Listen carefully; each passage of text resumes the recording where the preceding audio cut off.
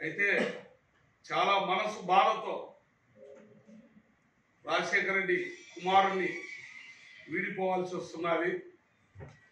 నేను ఈరోజు మీ అందరి సమక్షంలో, పత్రికా మిత్రులందరి సమక్షంలో నేను వైఎస్ఆర్సీపీ పార్టీకి రాష్ట్ర అదనపు కార్యదర్శి పదవికి రాజీనామా చేస్తున్నాను.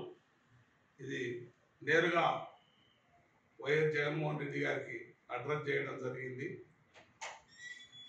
ఎందుకంటే రాష్ట్ర అదనపు కార్యదర్శి, ఎందుకంటే అన్న పార్టీలో నేను చాలా సీనియర్.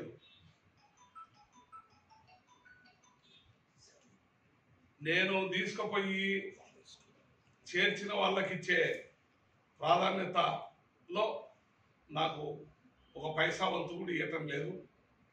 నాకు సరైన గుర్తింపు లేక, సరైన గౌరవం లేదనే భావంతో నేను ఇంకా ఉండి ఉపయోగం లేదు అనే నిర్ణయానికి వచ్చి మిత్రులతో, శ్రేయోభిలాషులతో, సహచరులతో, అనుచరులతో అందరికీ ఆలోచన చేసిన మీదట నేను నిర్ణయం తీసుకొని రాజీనామా చేయడం అయింది.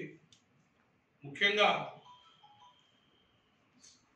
ఆయన గురించి మాట్లాడాలంటే మొన్న ఈ మధ్య రాజీనామా చేసిన మాజీ ఎంపీ బాలశౌరి గారు మాట అన్నారు.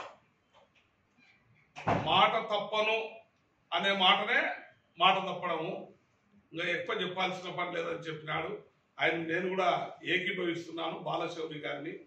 ముఖ్యంగా నా మిత్రుడు, నా ప్రాణ స్నేహితుడైనటువంటి ఆర్థర్కు అన్ని విధాలుగా ఆమోదయోగ్యుడైనప్పటికీ కూడాను ఆయనకు టికెట్ నిరాకరించడం నా మనసు కలచివేసింది. ఆయన అన్ని పార్టీ కార్యక్రమాలు కూడా సక్రమంగా 151 మందిలో నంబర్ 1గా అన్ని కార్యక్రమాలు చేయడం జరిగింది. అడుగడుగునా ఆయన్ని కానీ, ఆయనతో ఉన్న ఆయన సహచరులు నన్ను కానీ అడుగడుగున అవమానాలకు గురి చేస్తున్నప్పటికీ కూడా ఓర్చుకొని నేనున్న ఈరోజు మీ ముందుకు రాగలిగిన కానీ ఆయన పాపం ఆర్థర్ గారు ఈ రోజు వరకు కూడా ఆయన విశ్వాసంగా, కృతజ్ఞతగా, ఆయన మీద భక్తిభావంతో ఉన్నాడంటే ఆయన మంచితనాన్ని అర్థం చేసుకోవచ్చు. మీకందరికి కూడా తెలుసు. మీరు ముఖ్యంగా ఈ టికెట్లు మార్చిందని చూస్తే ఎక్కువ భాగం దళితులనే గొంతు కోయడం జరిగింది. దళితులకు జరిగిన అన్యాయము, బీసీలకు జరిగిన అన్యాయం ఎక్కువ ఉంది. ఇంతమంది దళితుల గొంతు కోసి వాళ్ళ పర్ఫార్మెన్స్ బాగున్నా, వాళ్ళు ఎంత నిజాయితీగా పార్టీ కొరకు అంకిత భావంతో పనిచేసినా వాళ్ళని మళ్ళీ ఏ ప్రాతిపదికన ఆయన టికెట్లు నిరాకరించినాడో, ఇంతమంది గొంతు కోసి ఆయన ఎంత పెద్ద అంబేద్కర్ బొమ్మ పెడితే ఒక అంబేద్కర్ ఇష్ట అవుతాడా అని నేను ఈ సందర్భంగా మీ ద్వారా ఆయన అడుగుతున్నాను. కాబట్టి ఏ కోణంలో చూసినా ఇంకో ముఖ్య విషయం అంటే మనం రాజకీయాలు ఉన్నాం. మన నేపథ్యం రాజకీయ నేపథ్యం. మనం కూర్చున్న కొమ్మను మనం కొట్టుకున్నట్టుగా రాజకీయ వ్యవస్థనే లేకుండా చేసిన ఒకే ఒక రాజకీయ నాయకుడు జగన్మోహన్ రెడ్డి. ఎక్కడగా నిర్వీర్యం చేసి పారేసినాడు. గవర్నమెంట్ అంటావా, ఎవరొచ్చి ఏ పని అడిగినా, ఏ అభివృద్ధి అడిగినా కానీ, ఏ అధికారిని అడిగినా కానీ, పోయి అడిగినా, ఫోన్ చేసి అడిగినా నిధులు లేవు, మేమేం చేయలేము, నిధులు లేవు, మేమేం చేయలేము. ఇంకా ఈయన ఏం చెప్పాడు, అవినీతి రహిత పాలన అన్నాడు. అవినీతి రహిత కాదు, అవినీతి ఎక్కువైంది. అవినీతి ఎక్కువైంది.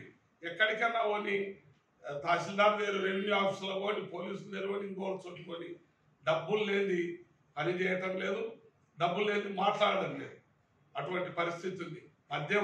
మద్య నిషేధం మాట తప్పను మడవ తిప్పనని మద్య నిషేధం విషయంలో మద్యమే ఆయనకు, ఆయన కోటరీకి ఆదాయ వనరులుగా ఎంచుకొని విపరీతంగా చిన్న వానికి కూడా లెక్కలు ఉంటాయి, కంప్యూటర్ ఉంటుంది, బిల్లింగ్ ఉంటుంది.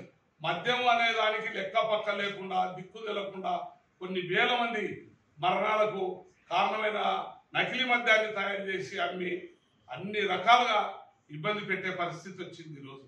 కాబట్టి ఈ పరిస్థితులలో బేరీ చేసుకొని నేను ఈ పార్టీలో ఉండలేక నా వ్యక్తిగతంగా కూడా నాకు సరైన గౌరవం గుర్తింపు లేక ఇమ్మడలేక నేను ఈరోజు పార్టీకి రాజీనామా చేయాలనే నిర్ణయానికి వచ్చినాను.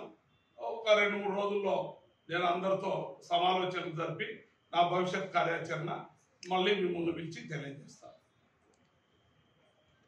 అడ్మినిస్ట్రేషన్ ఆయన చేస్తాడు, అది ఏమన్నా సమంజసమేనా? ఇంకా రిజర్వేషన్ ఎందుకన్నా? రిజర్వేషన్ ఎందుకు? అంబేద్కర్ విగ్రహాలు ఎందుకు? వాళ్ళే పెత్తనం చేసేటట్టు ఈ విషయం